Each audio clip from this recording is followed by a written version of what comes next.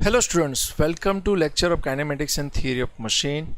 We are going to start new chapter which is a gear train, and topic we will cover in this lecture is the introduction to gear train, and we will study simple gear train in detail. Okay, let's start. Okay, let's start with the introduction of a gear train. Two or more gear made to mesh with each other to transmit the power from the one shaft to the another. Such a combination is known as a gear train. This combination is known as a gear train. So two or more gear made to mesh with each other. So check this. When two or more gear are connected to transmit the power from the one shaft to the another shaft, then it is known as a gear train. You can see in this figure, this is the driver shaft. Okay, and there are two gear, intermediate gear are connected in between them, and this gear number 4 is a driven or follower. So we want to transmit power from this gear to this shaft number 1 to this shaft number 4. So we can use the two or more gear, then it is known as a gear train. Okay, so there are four types of gear trains. First is a simple gear train, compound gear train, reverted gear train, and epicyclic gear. So these four types of gear train we will study in detail in this chapter. So let's start with a simple gear train. Okay, so first of all, what is a simple gear train? When there is only one gear on a shaft, each shaft is known as a simple gear train. Means one gear on a one shaft. Okay, you can see here there is a shaft. You can see shaft number 1, shaft number 2, and same as on shaft number 1, gear number 1 is mounted and it is called as a driver, and second is a driven.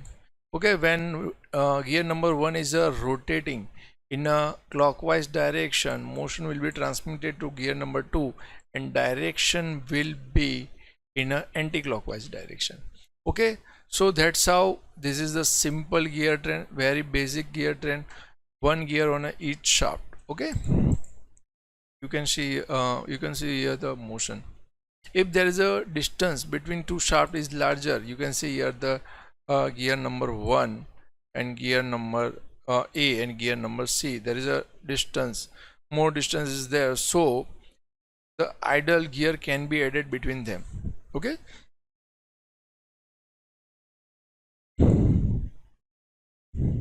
so it is known as a simple gear train. You can see here there is only one gear on each shaft, so every shaft can has only one gear, so it is known as a simple gear. Basic funda behind the simple gear is, you can see here the small pinion which is rotating, and due to that this wheel is rotating in opposite direction. So remember that whenever two external gear meshing, if they are external gearing, then direction will be changed, and if there is an internal gearing, the direction will be same. You know that if the one gear is that with this center and second gear is mounted inside that with this center, if gear outer gear is rotating in this direction, then direction of internal gear will be same. Okay, remember that in internal gearing direction is the same, and in external gearing direction will be opposite. Okay, this funda will be used in an example also. And you can see here, the larger the gear, the RPM will be decreased. If I am saying that there is a 200 RPM is there, so what will be RPM of this? Due to, you can see the size of this gear is increased, so RPM will be decreased. I am giving this value approximately, but you can see that the larger the wheel, RPM will be decreased. So number of teeth and RPM is inversely proportional. Larger the number of teeth is high, then RPM will be decreased. Okay, let's understand the speed ratio. What is the speed ratio? So you already know that. You can see here, the smaller the gear size, less number of teeth will be there, and RPM is always high with respect to connected gear. If a smaller gear is connected to larger gear, you can check here the RPM is decreased, means number of teeth is higher but RPM is less. So I can say that RPM is proportional to 1 upon number of teeth. So you can check that higher the number of teeth, T is high in this case, but RPM is less. And you can see here the less number of teeth, but RPM is high. So first of all, we what is the speed ratio? Speed ratio is just the ratio of the speed of the driver to the speed of the driven. Okay, you can check this relation. If I know the number of teeth of both gear, this is the ratio which will helpful to me for the finding the speed of the driven. How? Check this. This is the gear number 1 and this is the gear number 2.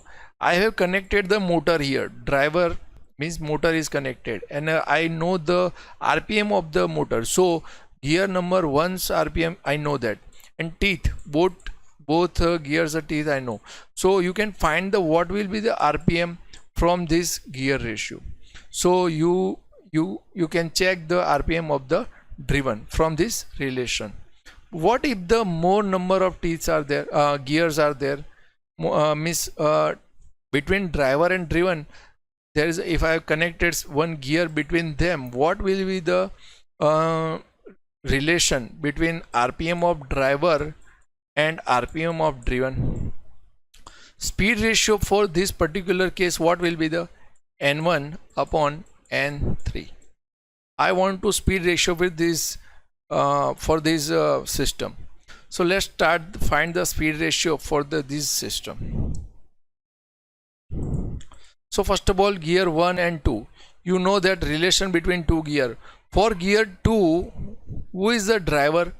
For gear 2, 1 is a driver because 2 is rotating due to the gear number 1. So relation between these two gear will be this: N1 upon N2, driver upon driven, is equal to teeth of driven upon teeth of driver. Okay, clear up to this point? And then you can see here, gear number 2 is rotating gear number 3. Ultimate driver is a gear number 1, but for right now you can check this gear number 3 is a rotating due to this gear number 2. So for gear number 3, let's understand the motion transmission between 2 and 3. What will the relation for the 2 and 3? You can check here, the gear number 2 is a driver for gear number 3. So N2 upon N3 is equal to teeth of the gear number 3, means driven upon driver. So you can check for 1 and 2, and after that between 2 and 3, same relation, and say this is the equation number 1 and this is the equation number 2, multiplying this both equation, and you can find this, and among that you can cancel out N2 and you can cancel out T2. What will happen? N1 upon N3, it is the RPM of 1 divided by RPM of the driven, which is known as a speed ratio. So you can find the speed ratio in that way. So ultimately equation you can check here, N1 upon N3 means RPM of driver upon RPM of driven is equal to number of teeth of driven divided by number of teeth of the driver. Okay, so I can say that whatever the number of gear are there in a simple gear train, ultimately speed ratio is speed of the driver upon speed of driven is equal to number of teeth of the driven divided by number of teeth of driver. So you can check this, there is a no relation or interference by this gear number 2, means there is a no T2 is there. Okay, So what you have learned means transmitting for motion from gear number 1 to gear number 3, there is a no effect, means there is a no effect of gear number 2. So first of all, check this equation, and we are going to see how this helpful gear number 2 here. Okay, so now I am giving another one other example. If there is a 4 gears, what will be the speed ratio for this system? So I can write this N1 driver, this is the driver, and this is the driven. So N4 is equal to number of teeth of driven, means T4 divided by number of teeth of driver. So this is the basic equation we will use every time. But there are intermediate gear we have assembled in between 1 and 4. So these intermediate gears do not affect the speed ratio. Okay, so why we using these gears? What is requirement of using this type of gear between the driver and driven? So check this.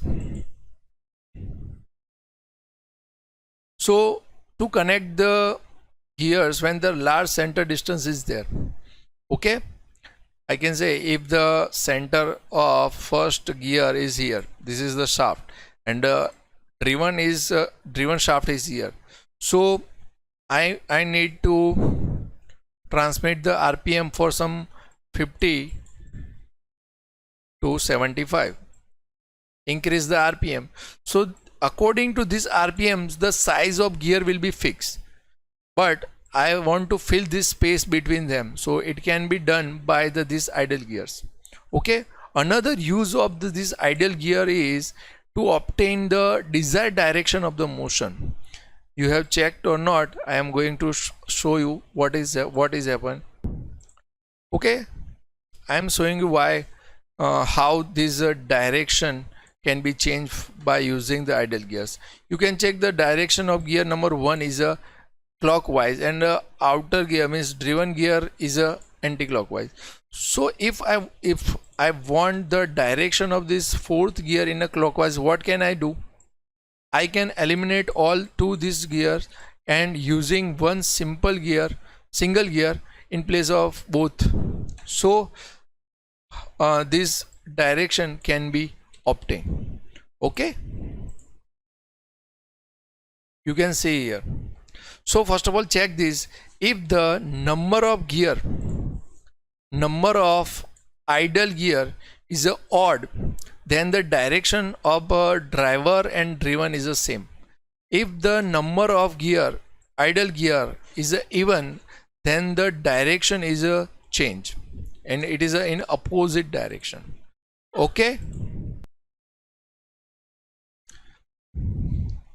Okay, you have seen the simple gear trend, how it transmits the motion. There is a gear ratio which is known as a N1 upon N4 for this particular system. N1 upon N4 is equal to T4 upon T1. But there are some limitations are there. Like I'm giving you one example.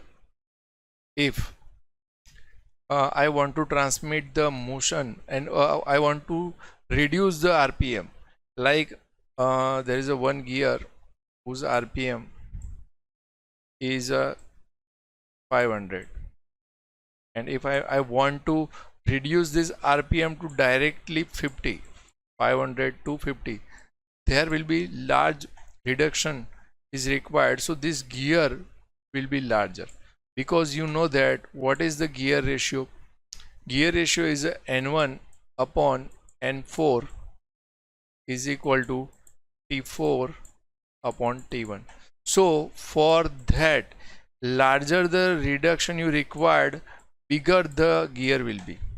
Okay, so that's why in this simple gear trend there is a limitation of speed reduction. You can't reduce the RPM by large number, in large ratio.